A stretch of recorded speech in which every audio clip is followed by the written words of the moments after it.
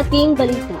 President Duterte, muling binanatan si Vice President Robredo. Panoorin ang buong pahayag ng ating Pangulo. Mr. President, what's your opinion on Vice President Leni Robredo calling your drug campaign a failure? Well, she has been there how many days? 17? 18 days. I hate to say this, but how many voters are there in the Philippines? And just do away with the 200,000 plus that she got as a majority over Marcos. It was really a mistake. I mean, with a slim margin, and you talk big, for all of these years, she has done nothing. She is a colossal blunder. Colossal blunder. Blunder. What about her recommendations, Mr. President? For example, to transfer the chairmanship of ICAD to Dangerous Drugs Board. Sinabi po niya yun sa press conference. Saan ko ilipat? From PIDEA, ilipat po sa Dangerous Drugs Board, yung chairmanship po ng ICAD. Are you in favor of that? If ever. Kung sakali lang. Maging presidente siya. Gawin niya yan. She does not lecture on me. I do not have the slightest, as a lawyer, lecturing on me. Well, yan ang masakit kung ngayon, ma'am. Diyan ako nakatulog talaga. Totoo lang. I was trying to, I was with two others and we were trying to shoot the breeze last night. Tulog ako siguro mga alas 5 na, alas 6. We're drinking coffee and just discussing how we would do it. That the plan is of the military. We're just reviewing it. So this is plan A, plan B, and the worst scenario case. Puputok talaga. And they begin using high explosives. I-invoke po ba o i-enforce natin yung provisions ng Enhanced Defense No, Operation? it applies only sa Philippines if there is an attack. And besides, the armed forces of the United States must get the permission from the... It's not automatic. So there is a provision that would allow U.S. troops to go to agreed locations in the Philippines in case kailangan nila ng stage point or jumping off point going to other... A transit, Opo, sir. where they have the pagkas, bases. ganyan. We will continue to... Just the, visiting forces agreement, we will continue to respect it in transit. But to use the Philippines as a launching pad to fly the missiles and the rockets, I do not think that I have to stop them.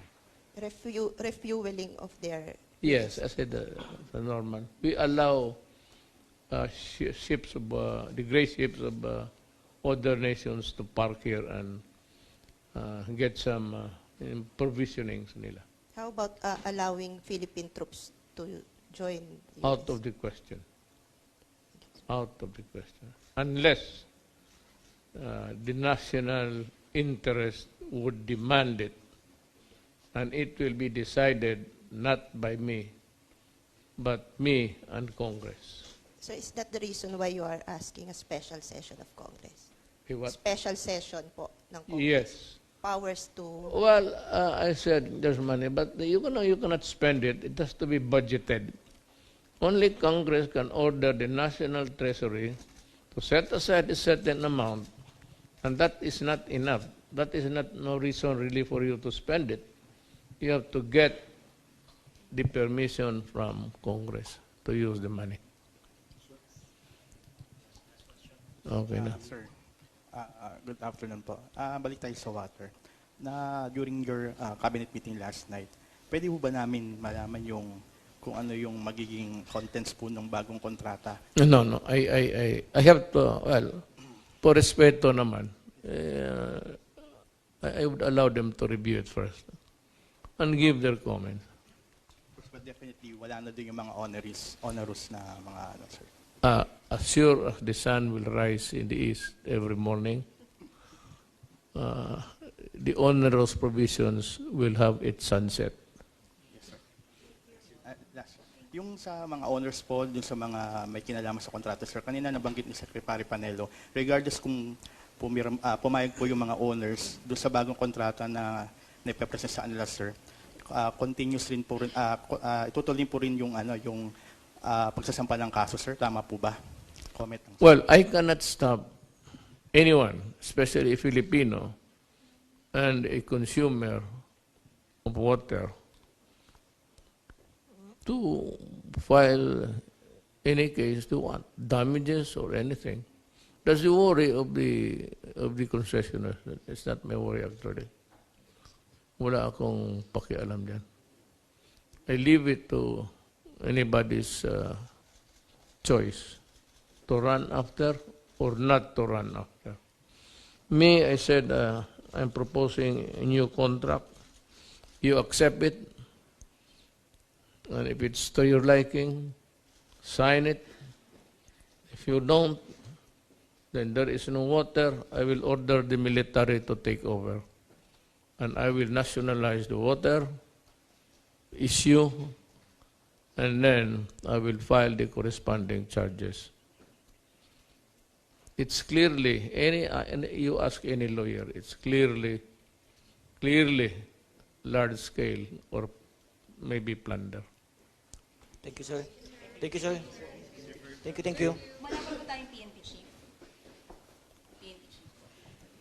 Not at this time. I have ordered Secretary Anyo to make the corrections.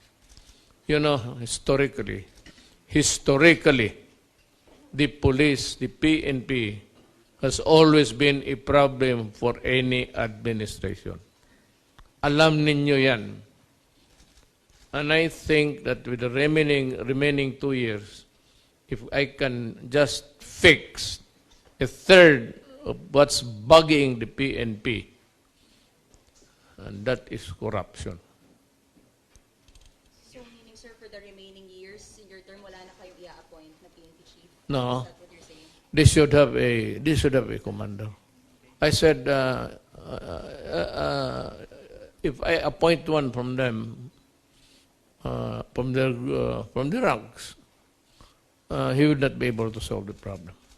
He would have to need to go to court and do this and do that. I have given Secretary Anyo the blanket authority to get rid of corruption, and it is on his shoulder the future of how the police would behave in the coming years. Na kay Anyo. Thank you, sir. Siya, hindi man siya nagtanong. Ayaw mong magtanong, ha? How's your health, sir? Kasi di ba yung mga, meron po kayong event in the last week, I think, na hindi napuntahan Saan, ma'am? under the weather, daw. Actually, yun sa Nasa, Davao, sir. But if the weather will not allow it, it's a low-ceiling cloud. Paano ko maglipad? Diretso ka sa bukid. You know, itong helicopter man is visual. But sometimes I force them to take off, especially if I want to go home. I do not want to rest on any other way. Pinipilit ko sila na mag-take off kami, even in total darkness.